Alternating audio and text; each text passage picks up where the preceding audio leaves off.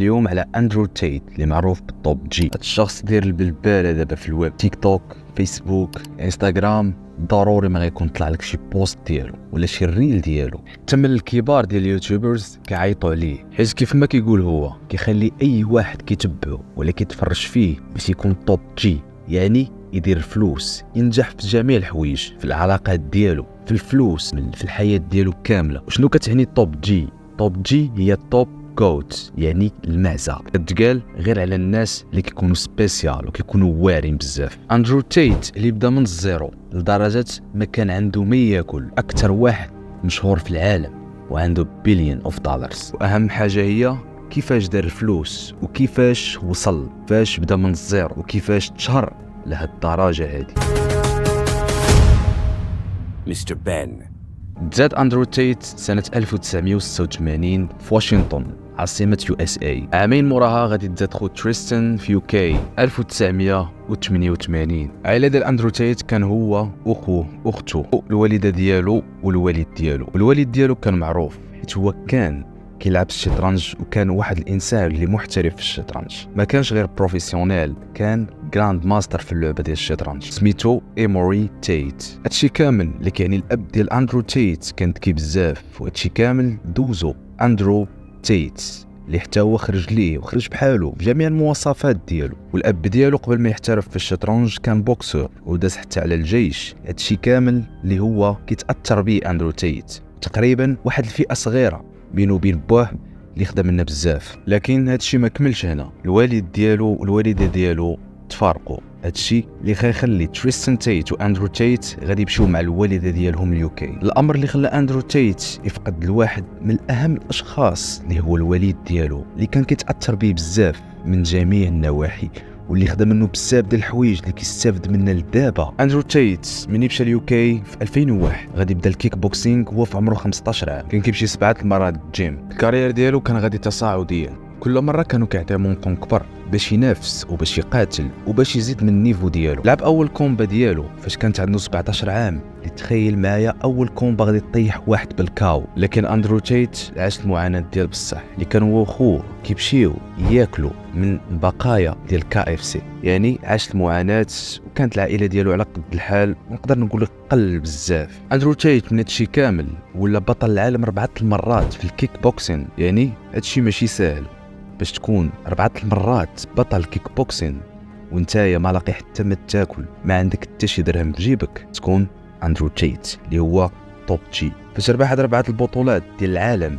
بدا شويه كيدور شويه الفلوس في جيبو، ما بقاش كيف كان في الاول. كل كومبا تقريبا كانوا كيعطيو 75 ألف دولار، اللي يعادل 75 مليون مغربيه. غادي تقول لي واو 75 مليون في كومبا وحده، لكن هادشي ما كيبقاش ليه هو، يعني 75 ألف دولار كتفرق على لي زيكيب، الماناجر، الكوتش ديالو والماكله ديالو، يعني هو يقدر يربح في الكومبا وحده غير 5000 دولار ولا 4000 دولار. داكشي علاش فاق واحد النهار في الصباح قال علاش انايا كندير هادشي كامل وما كنربح والو، خاصني هادشي اللي كندير انني نديرو في حوايج اخرين باش نقدر نوصل داكشي اللي كنحلم به، باش نقدر نشري اللامبورغيني اللي كنحلم بها حياتي كامله. علاش غادي نكون بطل العالم ديال الكيك بوكسين 4 المرات وما عنديش الفلوس؟ يعني العام كامل كربح غير 10000 دولار اللي كنقدر نديرها في جيبي، و10000 دولار تقدر تمشي في الكرا وتقدر تمشي في الماكله في حوايج بساط. يعني انا هاد الرياضه هادي ما عطاتنيش وما خداماش ليا، خصني ندير شي حوايج اخرين اللي خصني نوصل بهم الاحلام ديالي والاهداف ديالي اللي بغيت نحقق. اندرو تيت ريح مع راسو، بدا كيفكر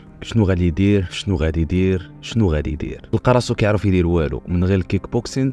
كان عنده واحد 4 ولا ما عرفت 5 ديال الدريات صحاباتو اللي فكر في واحد الحاجه اللي يقدر يوظفهم باش يدير فلوس، وبدا كيفكر كيفاش هاد الربعه غادي نبقى ندخل بهم فلوس، وانا يلا غادي نبدا من الصغر. كان واحد النهار مريح كيسكرولي التليفون ديالو ويطلع ليه واحد الاشهار ديال الويب كامز. قال علاش لا، هاد 4 هادو يقدروا يخدموا عندي وندخل بهم فلوس من الويب كامز. ويب كام هو انك كتدخل كتبقى تشوف الدريات لايف، كتبتوا لك فيديوهات وكتشاطي معاهم الى كذلك. من بعد ما جمعهم في الدار قال لهم عندي حاجه اللي غنقدروا نديروا بها الفلوس. 2 قبلوا ولكن 2 الاخرين ما قبلوش. هادشي راه شحال هادي قبل ما يتشهر اندرو تيت. يعني اندرو تيت كان مقابلهم ب2 كيوريهم كيفاش غادي يتعاملوا مع داكشي وكيفاش غادي يخدموا وكيفاش غادي يجيبوا الفلوس، حيت البيزنس ديالهم في الاول كان صعيب بزاف، واي حاجه كتكون صعيبه في الاول اللي تقريبا من بعد ما وراهم وبداو كيحترفوا وبدات الفلوس كتدخل،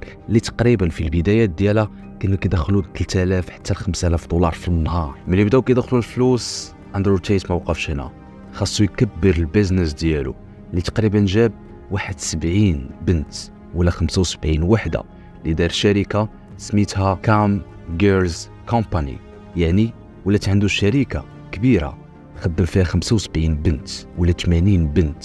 البروجي كبر ولو عنده 4 ديور، كل دار حاط فيها وحدين، وعيط على خو تريستن تيت باش يقابل ليه البروجي، حيت داكشي بدا كيكبر وما يقدرش يجري داكشي راسو. اللي وصلوا 500 ألف دولار في الشهر، يعني مليار سنتيم كل شهرين. واحد النهار جاو البوليس دقوا عليه بالليل، دخلوا عليه وشدوه، لقاو 100 ألف دولار كاش محطوطه في الارض، وشدوه وداوه. علاش؟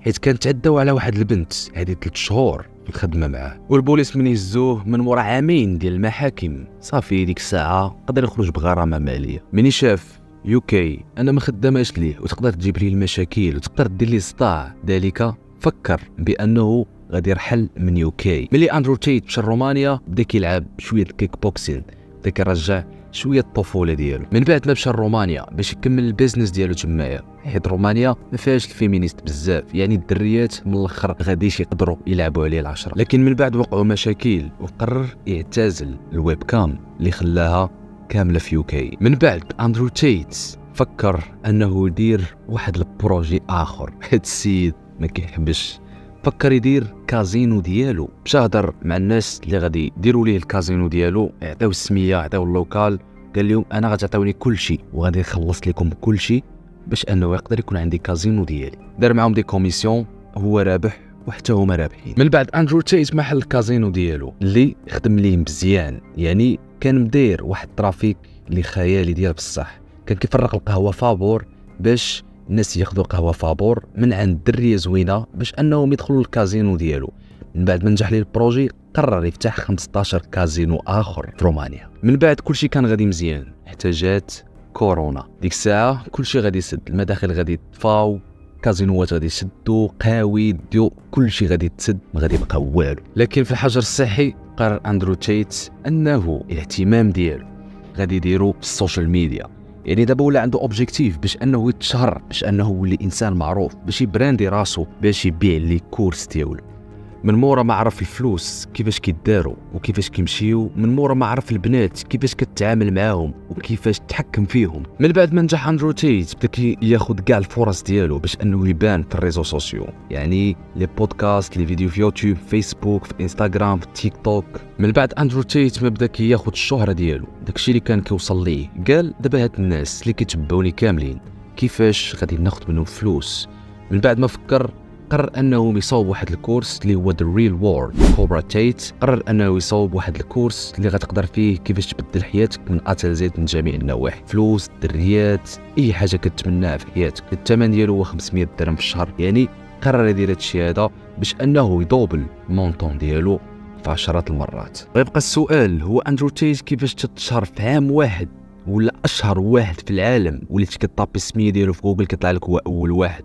غادي تقول كيفاش دار ليها؟ الحاجه اللي دار هو دار الافيليت ماركتين، يعني الناس غادي ياخذوا اللينك ديالو وكل واحد جا من اللينك ديالو هو غادي يربح الفلوس. يعني هذا هو الحل اللي بان ليه، ودي اسرع طريقه باش يوصل لهذا الشيء هذا. غير بهذا الافيليت ماركتين اندرو تيت يقدر يولي يدخل من 7 المليون حتى ل 10 المليون ديال الدولار فاش بالشهر. باش توصل لهذا الليفل ما يمكنش، خصك تكون انسان ماشي عادي. وانا متاكد الى اي واحد يقدر يدير شي حاجه في حياته حتى حاجه ما صعيبه. داكشي اللي ولا كيبارطاجي اندرو تيت في ريزو سوسيو، علاش كان كيهضر على الماتريكس، يعني الحكومات ديالنا والناس اللي شادين البلاد ديالك ما باغيينكش تعرف، هما اللي كيتحكموا فيك، وهما اللي كيبقاو يسوقوا لك واحد الفكره وانت كتمشي على ديك الفكره وفي الاخر ما كدير والو في حياتك، وكيبغيو يرجعوك عبيد تبقى تخدم عندهم باش انت ما دير والو وباش هما يوصلوا لداكشي بظهرك انت. يعني هذه كتسمى الماتريكس. داكشي علاش كيبقى يقول لهم خاصكم تحاربوا الماتريكس باش نتوما توصلوا، باش تكونوا بحالي 22 سوبر كار، فيلا كبيره اللي ماشي فيلا قصر، فلوس كيف ما بغا، كينعس وقت ما بغا، اي حاجه كيديرها. واي حاجه اخرى كيهضر عليها هي الاسلام. الاسلام هو واحد الدين زوين، هو الدين اللي كاين، هو الدين الحقيقي ديالنا. الاسلام كيهضر عليه بواحد الطريقه اللي فريمون زوينه، ولكن في الاخر اندرو تيت حتى هو ولا مسلم. اندرو تيت ولا انسان مسلم وسلم وعرف بالقيمه ديال الاسلام. اندرو تيت اللي يقدر يبارطاجي معنا بزاف ديال الحوايج، اللي يقدر يورينا بزاف ديال الحوايج كيفاش كدار وكيفاش ما كدارش، ويقدر يعاون بزاف ديال الناس. خاصك تاخذ منه الحوايج الزوينه. انا ما كنقولش لك خذ منه كل شيء، ولكن خذ منه الحوايج اللي مسلكينك انت، وحاول تعرف كل حاجه فين كتمشي. اندرو تيت اللي كيعلمك كيفاش تهضر مع الدريات، كيفاش تكون الالفا، كيفاش تحكم وكيفاش تكونترولي الغولاسيون ديالك، وكيفاش تعرف اي حاجه بغيتها في حياتك، وتكون انت من بين الناس ديال توب جي.